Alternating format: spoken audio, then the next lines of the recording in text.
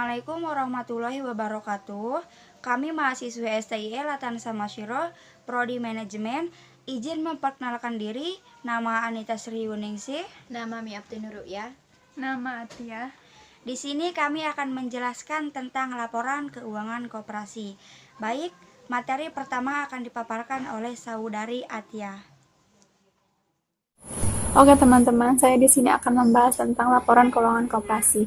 Laporan keuangan merupakan hasil sistem informasi akuntansi yang disajikan untuk pengguna dan pembuat keputusan, yang berisi kondisi keuangan koperasi dan jumlah surplus hasil usaha yang diperoleh koperasi pada periode tertentu. Pengguna laporan keuangan koperasi yaitu anggota sebagai pemilik, pengurus koperasi, pengawas koperasi, manajemen koperasi, pemberi pinjaman, dinas koperasi, koperasi sekunder yang memiliki jaringan koperasi sekunder, dan kantor pelayanan pajak. Laporan keuangan koperasi dibuat sesuai standar PSAK yang membuat informasi yang disajikan menjadi lebih mudah dipahami, mempunyai relevansi, dan keandalan dengan daya banding tinggi. Pelaporan keuangan koperasi dilakukan setelah tahun buku koperasi ditutup, paling lambat 1 bulan sebelum diselenggarakan rapat anggota tahunan.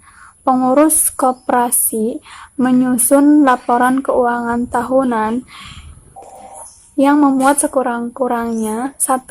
Perhitungan tahunan yang terdiri dari neraca akhir tahun, buku yang baru.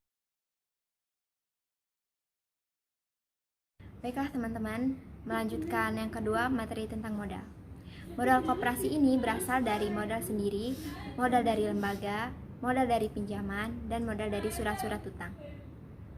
Modal terdiri dari 2 jenis. Yang pertama, modal jangka panjang. Modal jangka panjang ini berupa fasilitas fisik.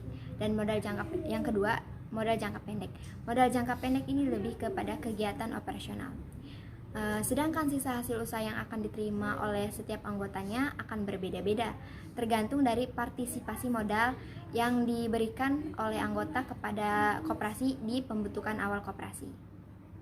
Artinya, semakin besar modal dan usaha yang dikeluarkan oleh anggota kepada koperasi, maka semakin besar pula hasil yang akan diterima. Selanjutnya yaitu tentang pengukuran unsur-unsur laporan keuangan.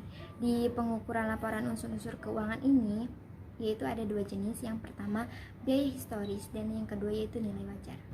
Hal ini jelas berbeda dengan perusahaan swasta karena di mana dividen yang diterima adalah proporsional. Sehingga dalam arti ini menjadi pembeda antara koperasi dengan perusahaan yang lain. Ya, yang selanjutnya materi terakhir yaitu tentang dasar akrual. Dasar akrual yaitu bagaimana cara menyusun laporan keuangan dengan metode dasar akrual. Untuk memenuhi definisi atau persyaratan penyusunan laporan keuangan koperasi yaitu ada beberapa. Di antaranya ada aset, kewajiban, ekuitas, beban, atau penghasilan laporan-laporan keuangan. Yang selanjutnya ada proses penyusunan laporan keuangan.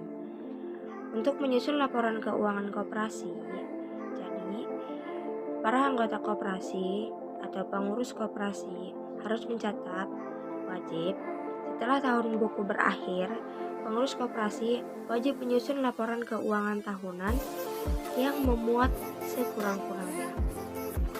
Untuk pencatatan penyusunan laporan keuangan koperasi ada 2 tahap. Yang pertama ada perhitungan tahunan. Untuk perhitungan tahunan di sini ada neraca, perhitungan hasil usaha, dan penjelasan atas dokumen-dokumen lainnya. Yang kedua ada pencatatan dan usaha koperasi serta usaha yang dicapainya.